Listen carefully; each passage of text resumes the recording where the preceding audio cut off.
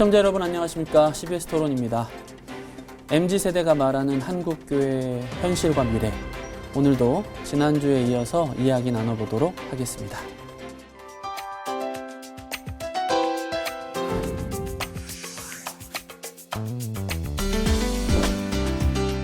몇몇 교회에서 반드시 교회에 나와서 예배를 해야 한다는 걸 주장했을 때 저는 같은 기독교인으로서 굉장히 부끄러움을 느꼈었어요. 결국에는 신앙의 본질을 각자가 생각해 본다면 매개체에 의존하지 않는 그런 신앙에 대해서 좀 더 각자가 생각해 봐야 하지 않나. 코로나 초기부터 이단이건 아니건을 떠나서 어쨌든 종교라는 집단에 대한 일반 시민들 또 사회의 인식들이 급격하게 이제 부정적으로 됐는데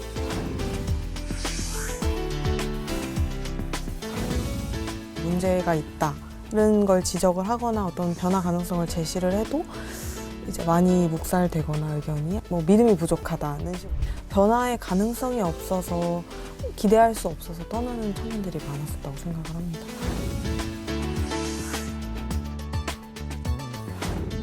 가족주의와 교회주의라는 이제 한국 교회를 지탱해온 두 축이 지금을 어렵게 만드는 것들이 아닌가라는 생각이 들어요.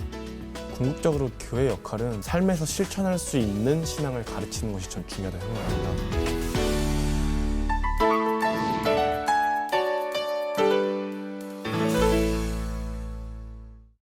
네, 오늘 지난주에 이어서 패널분들 소개해드리겠습니다. 이유리님 나오셨습니다. 안녕하세요. 네, 그리고 김현아님 나오셨습니다. 그리고 김시온님 나오셨습니다. 네, 고맙습니다. 우리 지난주에 이어서 좀 얘기하려고 하는데요.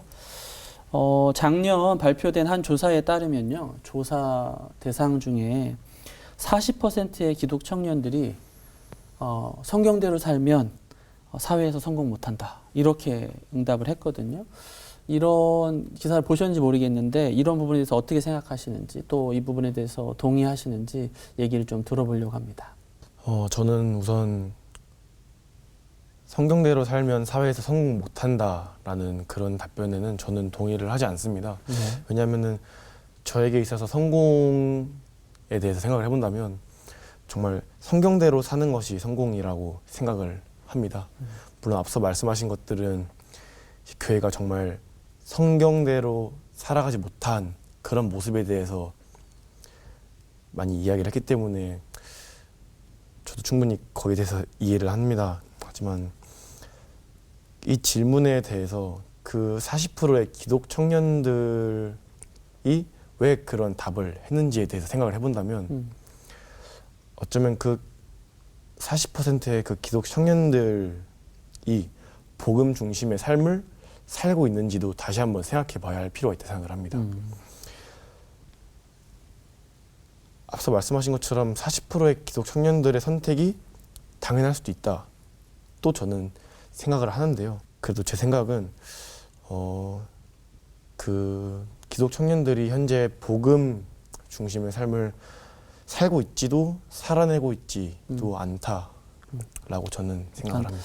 어떤 의미인지 이해하지만 어쨌든 이런 시국일수록 어떤 복음이나 성경에 입각한 신앙을 청년들도 고민해야 된다라는 입장을 말씀해 주신 것 같고 어떻게 생각하세요? 네, 제가 이 조사 발표회 때 패널로 참석을 했었는데 그래서 네. 그 보고서를 좀 유심히 봤었는데 처음 들었던 생각은 40%밖에 안 된다고 이렇게 생각을 했어요. 그래요? 성경대로 살면 성공하기 어렵다는 게 당연하다고 생각을 했거든요. 그러니까 여기서 성공을 뭐라고 정의하느냐에 따라서 이제 다를 수는 있겠지만 일반적으로 성공이라고 하면 뭔가 취업을 잘하거나 돈을 잘 벌거나 결혼을 잘하거나 이런 거잖아요. 근데 사실 성경이 그렇게 녹록지 않다라고 저는 이제 생각을 하고 있는 입장에서 좀 더 높은 수치가 나와야 하는 거 아닌가라는 생각이 들기도 했고 이런 성경과 청년의 삶의 괴리에 대한 질문들은 이제 의미가 있다고 생각을 하고 또 청년들이 아까 말씀하신 정말 실천적인 측면에서 성경이 주식과 펀드나 코인에 대해서 그러니까 불로소득이나 아니면 그런 투자에 대해서 어떻게 말하고 있는지 우리는 고민을 해야 되고 또 그런 불공정이나 좀 불평등에 대해서 어떻게 말하고 있는지 우리가 들여다봐야 되고, 소유나 자산의 축적에 대해서 또 뭐라고 얘기하고 있는지, 또 우리가 뭔가를 소유했을 때 그것을 약자와의 관계에서 어떻게 풀어낼 것인지, 이런 고민들을 청년들이 하고 있나, 혹은 교회가 대답해주고 있나라고 했을 때 아닌 것 같다는 생각이 드는 거예요. 그냥 삶과 성경이 분리가 되고, 또 청년들이 삶에서 고민하는 것들을 교회에서 찾기보다는 좀 다른 쪽에서 찾으려고 하진 않나. 그 방금 비트코인 얘기도 하셨고, 주식 투자나 뭐 어떤 부동산 문제, 요즘 청년 연끌 네. 현상이 있는데, 교회가 나의 삶에, 나의 성공에 별로 영향을 안 받는다. 난 그거는 그거고 내 성공은 이거다. 이렇게 별개로 생각하는 거 네. 아닌가. 청년도 많이 주식 투자를 할까?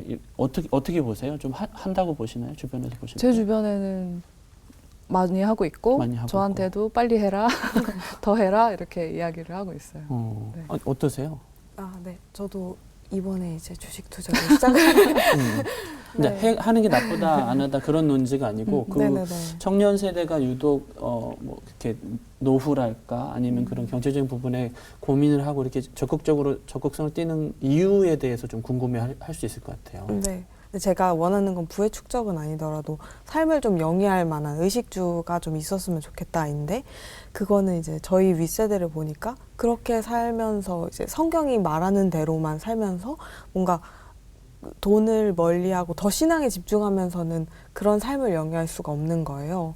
이제 신앙에 따라서 좀 다르겠지만 이제 몇몇 목사님들은 돈보다 중요한 건 뭐 이런 식으로 해가지고 돈을 조금 뭐 좀 죄책감을 가지게, 돈에 대해서 열심히 하는 것을 죄책감을 가지게 하는 경우가 있다고 들었었어요. 근데 저는 그거에 대해서는 사실 청년들에게 그런 죄책감을 가지게 하는 게 교회 입장에서도 청년 입장에서도 그렇게 긍정적인 효과를 보는 일이 아니다. 오히려 교회에서도 이제 안 좋은 예로 하면은 헌금을 많이 내는 성도님을 좋아하시기도 하고, 장로님들을 이렇게 대우해드리기도 하는데, 굳이 그렇게 돈이랑 이렇게 멀리 둬야 하는 것인가? 우리의 삶에 너무 이제 가까이 있는 부분인데, 그런 부분들을 좀 더 이제 가까이 할 수 있는 현실적인 이야기들이 교회에서 나오면 좋겠다. 그 경제적인 부분을 너무 이렇게 터부시해 왔는데 과거 신앙에서는. 근데 지금 현실에서 청년들이 당면한 경제적인 위협이라는 건 되게 굉장히 불안정하잖아요. 네, 그렇죠.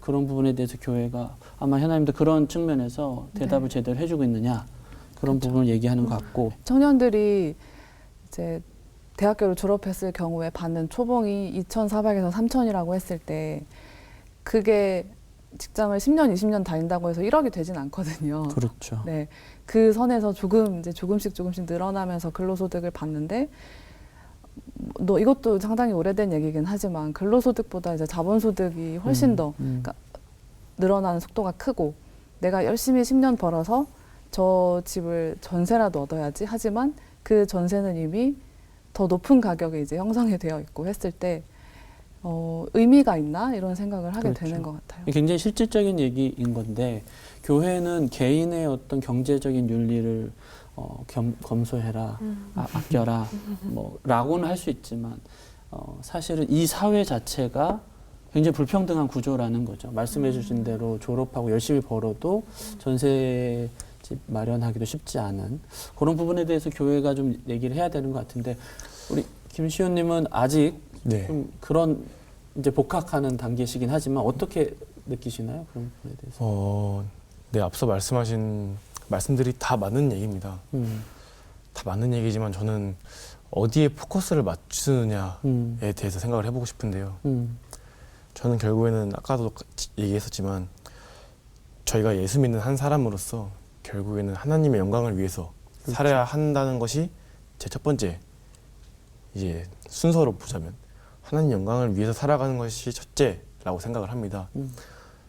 그렇다고 해서 하나님 영광을 살지 않는 사람이 뭐 있을 수 있지만, 아까처럼 뭐 그런 주식 투자나 그런 코인이나 불로소득이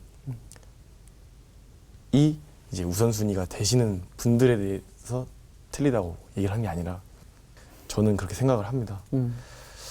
사회에서의 성공도 중요하지만 항상 저는 하나님 나라를 위해서 먼저 힘써야 하는 것이 우선시 되어야 한다 생각을 하고 그 이후에 이제 뒤따라가야 하는 것이라고 생각을 합니다.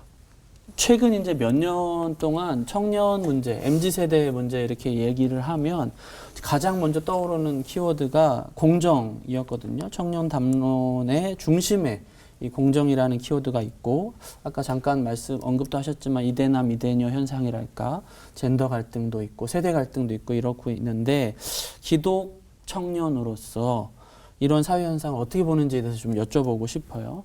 그 청년이라고 했을 때 이제 우리 사회에서 청년은 뭐 만 19세에서 만 39세라고 보통 일컬어지는데, 그 20년 동안 해야 할 게 너무 많은 시기를 보내는 세대인 것 같아요. 청년들은 뭐 생애주기라고도 하는데, 그런 청년에게 기대되는 이행 과정을 겪으려고 하면 청년들이 정말 숨가쁘게 20년을 달려야 하는 거죠. 그런 상황에서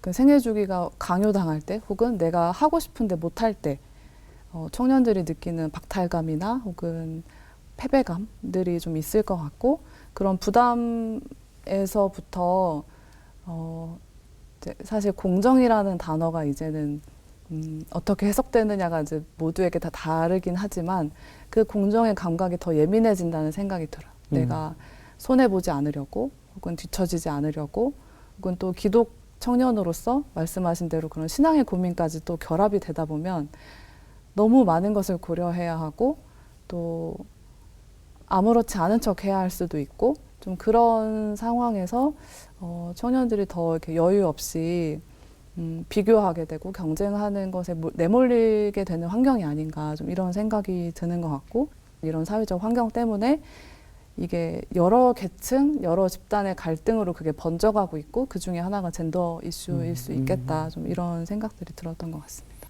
어떻게 생각하세요? 요즘 세상이 공정한지, 공정의 이슈에 어떻게 관심이 많으신지. 네, 일단 너무 관심이 많고요. 네. 이제 딱 청년이 되는 시기가 10대를 딱 보내고 나면 청년이 되잖아요. 근데 대한민국의 10대들은 되게 바쁘게 살잖아요. 대학 입시라는 어떤 목표를 위해서 막 그 좋은 대학에 가기 위해서 막 열심히, 모두가 열심히 하다가 딱 청년이 됐는데 더 열심히, 아까 현아님 말씀하신 것처럼 더 열심히 살아야 하는 상황에 이르는 거죠. 뭔가 조금은 편해질 줄 알았는데, 어른들이 말하는 자유가 생길 줄 알았는데, 근데 그 상황에서 겪는 무수한 차별들이 진짜 저한테는 좀 파도같이 좀 밀려왔던 것 같아요. 그러니까 나는 이제 알바를 하면서 일을 해야 하는 어떤 경제적인 상황에도 있고, 근데 저 이제 태어난 게 여성이다 보니까 나는 여성으로 태어나서 또 경험해야 하는 차별들이 또 있고, 또 그걸 또 맞서서 싸워야 되고, 그리고 또 저는 직업을 바꿨으니까 또 직업으로부터 받는 어떤 스트레스도 견뎌야 되고, 그런 부분들이 분명히 있었던 것 같아요. 근데 저는 이 질문을 보고 우리가 진짜 주목해야 되는 게 젠더 갈등인가라고 한 번 더 생각을 해봤어요. 그러니까 갈등이라는 거는 어떤 vs, 그러니까 파이트, 뭐 누구 대 누구 이런 갈등이라는 건데, 그럼 그 갈등에 뭐가 있는지, 어떤 것 때문에 갈등이 생겼는지 한번 주목해봐야 하지 않을까라는 생각을 한 거죠. 갈등보다는 갈등의 원인에 대해서. 네.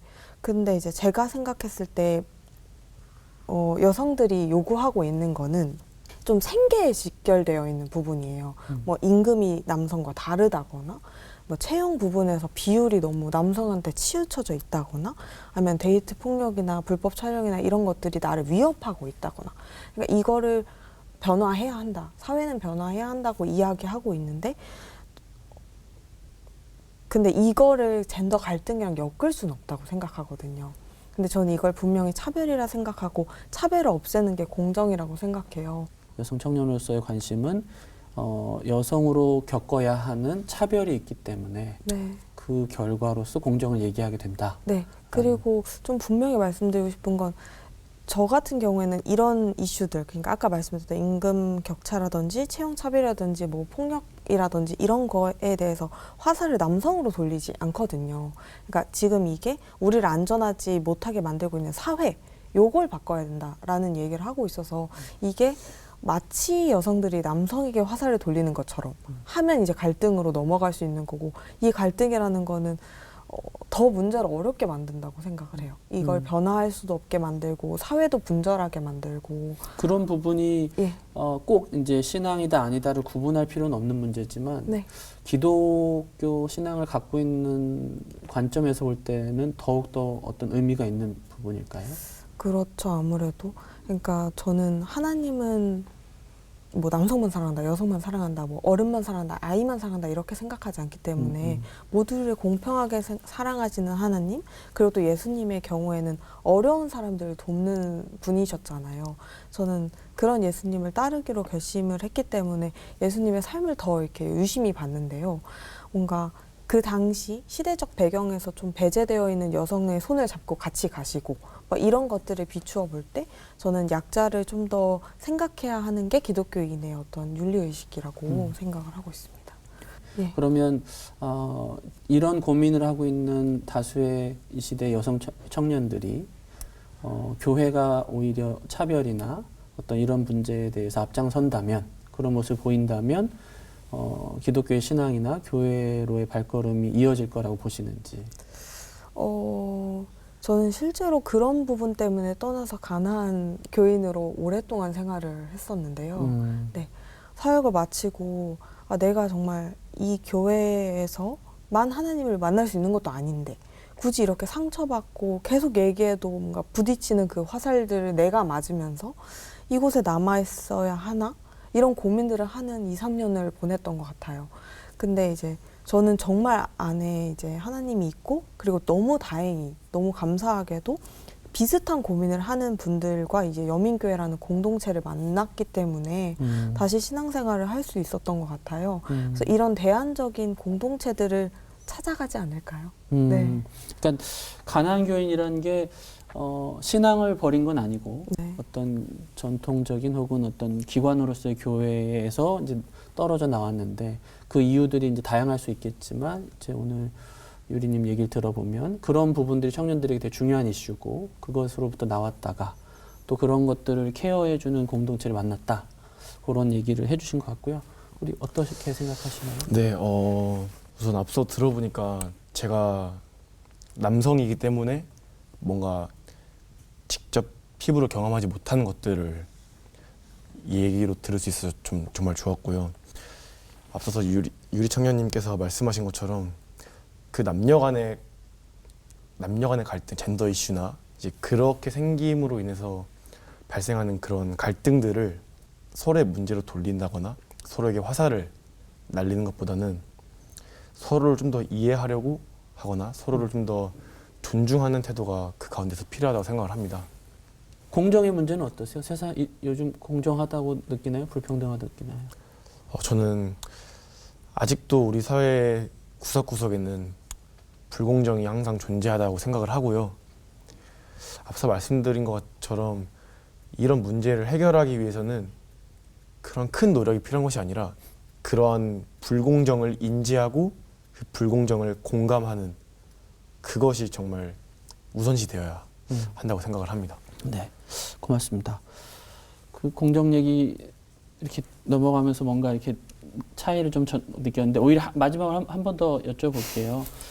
그 요즘 세상이 불공정하다고 느끼는 가운데서 그래도 기독 청년으로서 어떤 생각을 하게 되는지 혹은 주변에 어떤 생각들을 갖고 있는지 좀 한 말씀 더 듣고 싶은데. 뭐 일반적으로 모범 답안으로 할 수 있는 말은 그런 불공정이나 불평등을 더 강화하지 않도록 맞서 싸우는 사람이 되어야겠다. 신앙으로 혹은 이런 고민으로 이렇게 버텨야겠다 이런 생각을 좀 하게 되는 것 같고. 근데 교회 정말 모범 답안이신데요. 네. 근데 교회가 그러니까 우리가 이제 지금 각자의 의지는 뭐 중요하지만 또 일반 교회가 이런 부분에 대해서 얼마나 관심을 갖고 있는지 네. 또 그런 부분에 대해서 좀 답답할 수 있을 것 같아요. 그래서 저는 관점의 변화가 필요하다고 생각하는데 아까 유리님도 말씀하셨지만 남과 여 혹은 기성세대와 MZ세대라는 그 구조를 누가 만들었을까? 그리고 또 이제 밖으로 나가면 사실 최저임금 문제도 예를 들면 편의점주와 알바의 갈등이 되는 문제가 아닌데 그렇게 갈등 구조를 만드는 세력은 누군가 음모론은 아니지만 그런 관점의 변화들이 좀 필요하다는 생각이 들어요. 그러니까 너무 큰 구조를 보는 게 무력하게 느껴질 수도 있겠지만 어디에서 이 문제가 시작됐고 우리가 정말 살펴야 할 약자가 누구이고 내 편은 누구이고 가르자는 의미가 아니라 내가 함께 손잡아야 될 사람들이 누구인가를 살펴야 하고 어디에서부터 대화가 시작될 수 있을 것인가 좀 이런 거를 막힌 담을 허무시는 예수님의 평화, 사랑 혹은 아까 말씀하셨듯 약자와 손잡았던 그런 예수님의 모범에 대해서 기독인들은 충분히 생각할 수 있고 그거를 실천할 수 있다고 생각을 하거든요. 그런 면에서 맞서 싸우는 게 뭐 대단한 일이 아니라 좀 그런 관점의 변화 혹은 신앙의 실천들이 필요하지 않을까. 네. 이제 조금 더 큰 얘기인 것 같긴 한데 교회 내에도 뭐 사회적으로도 마찬가지지만 교회 내에도 어떤 심각한 세대 간의 단절을 경험하고 있는 것 같아요. 그러니까 기성세대와 청년 세대 간의 어떤 소통이랄까 상호의 이해랄까 그런 것들이 좀 부족한 것 같은데 그런 걸 경험해 보신 적이 있으신가요?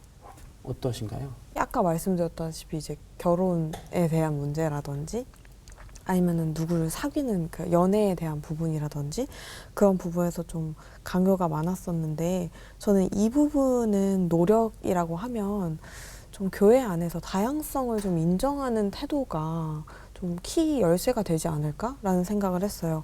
그러니까 교회가 생각하는 아까 말씀하셨던 정상 가족의 이제 으로 바라보면은 혼자 사는 사람들은 되게 외로워 보이고 아프면 아무도 돌봐주지 못할 것 같고 뭐 이런 걱정들이 있으신 것 같아요. 근데 이제 청년들 이제 비혼을 선언한 청년들은 자신의 미래이기 때문에 누구보다 더 철저히 고민할 것이고 이제 그 대안으로는 뭐 모여 산다거나 네네 아니면은 뭐 노후 자금을 많이 마련해서 그런 타운에 들어간다거나 하는 방식 아니면 뭐 반려동물과 함께 산다거나 이런 여러 가지 방식들이 있어서요. 많은 애정을 주시는 것은 너무 감사하나 그런 부분을 소용하시고 좀 인정해 주시는 태도가 이제 청년들의 마음을 덜 아프게 하지 않을까. 청년들의 가치관이나 이런 것도 인정해야 되는데 예. 그러지 못했다. 네. 우선 앞서 말씀하신 것 같은 그러한 경험은 사실 해보진 못했습니다. 근데 이제 저는 어떤 경험을 했냐면 그런 기성세대 분들과 단지 그런 나이 차이 이유만으로 굉장히 좀 같은 교회 아니지만 굉장히 좀 동떨어져 있다라는 생각을 많이 했습니다. 근데 이런 생각이 최근에 깨지게 되었는데요. 정말 어쩌다 보니까 청년끼리만 하던 이제 밖에서 이제 운동을 어떻게 연락이 돼서 안수 집사님들도 같이 운동을 하게 되었어요. 그러면서 느낀 게 이분들도 정말 우리랑 다를 게 없는 분들이구나. 이분들도 이제 저희와 같은 시절이 있었고 이제 그런 청년 시기를 다 거치셨던 분들이셨을 텐데 왜 우리는 이분들과 굉장히 동떨어져 있다고 느꼈을까에 대해서 생각을 해보았어요. 저는 우선 교회 차원에서는 이런 그런 세대 차이가 나는 분들과 그런 다양한 그런 소규모의 그런 모임을 권장해야 한다고 생각을 합니다. 이제 다양한 모임의 필요성인데요. 앞서 저희의 모임을 살펴보자면 청년끼리의 남성 혹은 여성끼리의 그런 교회학교를 맡고 있는 선생님들끼리의 모임이 있었다면 앞으로 좀 더 교회가 추구해야 될 그런 모임은 그런 세대 간의 다양한 세대들이 어우러지는 그러한 모임. 만남의 접점들이 좀 늘었으면 좋겠다. 네, 그렇습니다. 아예 만나질 못하다가 만날 수 있는 접점이 있었으면 좋겠다는 얘기를 했고요. 또 세대 단절 경험이 좀 있으신가요? 아니면 어떠신가요? 세대 단절. 아까 초반부에 유리님이 잠깐 얘기하셨는데 이제 청년을 대하는 기성세대들 어른들의 태도가 뭐랄까요? 가끔은 조금 이런 대화할 수 있는 자리라든지 아니면 뭐 회사에서 회의를 하는 자리에서든지 청년 한마디 해봐 약간 이렇게 말씀을 하시는 경우가 많아요. 그 말은 여기서 너는 한마디만 할 수 있어. 혹은 한마디 하면 내가 들어줄게. 혹은 한마디를 잘 해봐. 이런 압박이 좀 올 때가 있거든요. 물론 그런 걸 모두 다 의도하고 한마디 해봐라고 하신 건 아닐 수 있겠지만 그런 경험들 혹은 시선들을 많이 느꼈던 것 같아요. 근데 청년이 그냥 껴줘서 껴있는 세대가 아니라 동등한 평등의 감각으로 한 구성원으로서 소통할 수 있고 또 함께 그 공동체나 교회를 만들어갈 수 있는 네, 세대들이라고 좀 인정해주고 존중해주는 것이 필요하다 이런 생각이 들고 또 어제 제가 어떤 조사를 하나 봤는데 그 직장갑질 119라는 단체에서 조사를 한 건데 MZ세대 직장인 중에 4명 중에 3명이 기성세대로부터 공정한 기회를 받고 있지 못하다라고 대답을 했다고 해요. 20, 30대가 특히 더 80% 정도 넘게 응답을 했는데 그러니까 기성세대가 이미 어떤 기득권, 물질, 문화, 자본들을 너무 많이 소유하고 있고 그것들이 본인들이 청년 혹은 중년 시절에 이러는 것을 내가 당연하게 가지는 거야 라고 생각하고 그것을 나누지 않았을 때 청년들이 어떤 느낌을 받고 또 그 자신의 삶을 또 어떻게 선택할 것인가를 영향을 받을 수밖에 없다고 생각을 하거든요. 그래서 좀 더 뭔가 자신의 것들을 나눌 수 있고 청년들에게 기회를 넉넉하게 주는 그런 것들을 청년들이 경험한다면 좀 세대의 단절이나 소통이 안 된다라는 이런 문제들이 좀 꿈은 해결될 수 있지 않을까. 눈에 보이지 않는 게 더 중요한 것 같아요. 청년들을 어떻게 생각하는지 그리고 어떻게 참여하고 귀 기울이는지가 중요한 것 같습니다. 한국교회의 청년으로서 이렇게 좀 우리 얘기를 들어주십시오. 부탁하는 점이 있다면 얘기해 주시면 좋겠습니다. 네. 네. 저는 이제 막 청년이 될 10대를 한번 생각을 해봤어요. 이제 지금 홍보 일을 하고 있다 보니까 10대들의 어떤 감각을 계속 익히는 일을 하고 있는데요. 지금 10대들은 인권 그리고 동물 그리고 환경까지 고민하는 세대라고 하더라고요. 저도 계속 그 감각을 잊지 않으려고 되게 몸부림치고 있습니다. 근데 기독교가 과거에 이제 생육하라 하고 번성하라는 어떤 네, 말씀을 가지고 굉장히 좀 무자비한 개발도 했었고 좀 환경도 아프게 하고 사람도 아프게 하는 어떤 일들을 좀 주도해서 주도권이기 때문에 어쩔 수 없이 주도해서 해왔다고 저는 생각을 해요. 그럼 우리는 이제 앞으로 어떤 세상을 다음 청년들에게 줄까 이런 고민을 했을 때 조금 더 이런 10대들이 관심을 가지고 있는 인권이라든지 동물이라든지 환경에 좀 더 관심을 가져야겠다. 뭐 이거에 대한 실천이라고 하면은 뭐 교회에서라도 뭐 일회용품 줄이기라든지 이런 것들을 우리가 함께 실천해 볼 수 있지 않을까 이런 생각을 했습니다. 네, 환경 얘기를 우리 많이 하지 못했는데 되게 중요한 이슈라고 말씀해 주셨습니다. 네. 네, 저는 앞서 얘기했던 것처럼 그런 소모임과 그런 건강한 공동체에 대해서 항상 생각을 하고 있는데요. 그런 건강한 공동체의 시작은 누군가의 희생 없이는 저는 시작할 수 없다고 생각을 합니다. 때문에 혹시나 이제 이런 생각이 드시는 분들은 거룩한 찔림에 반응을 하여서 하나님이 기뻐하시는 그런 건강한 한국교회를 만들어왔으면 좋겠습니다. 네. 마지막으로 우리 김연아님. 네. 저는 교회가 청년을 자꾸 다음 세대로 미루지 않았으면 좋겠다 이런 생각이 들어요. 늘 그렇게 호명됐던 것 같아요. 미래 세대, 다음 세대라는 이름으로 논의에서 밀리고 또 자리를 이제 내어주지 못했던 것들이 있었던 것 같은데 이제라도 교회가 청년들에게 자리를 내어주고 목소리를 들어주고 또 청년의 권리를 물론 사회에서도 하겠지만 교회 안에서도 청년들이 무엇을 필요로 하고 이들이 정말 이 청춘의 시대를 꽃피우게 하기 위해서 교회가 또 어른들이 할 수 있는 일이 무엇인지를 고민했으면 좋겠다라는 생각이 들고 그러려면 교회의 미래를 위해서 청년을 고민하는 게 아니라 청년의 미래를 위해서 교회를 고민하는 그런 역발상이 좀 필요하지 않을까 이런 생각들이 들었던 것 같습니다. 네, 오늘 말씀 고맙습니다. 제가 오늘 들으면서 많이 배웠고요. 오히려 기성교회나 요즘 사회가 남겨놓은 어떤 빚들, 부담들을 짊어지고 또 자기 개인의 어떤 신앙까지 고민하고 있는 진지한 모습들, 또 순수한 신앙과 어떤 확신들, 기성세대가 우려하는 것보다 훨씬 더 좋은 모습들, 좋은 이야기를 해주신 것 같아서 너무 감사하게 생각합니다.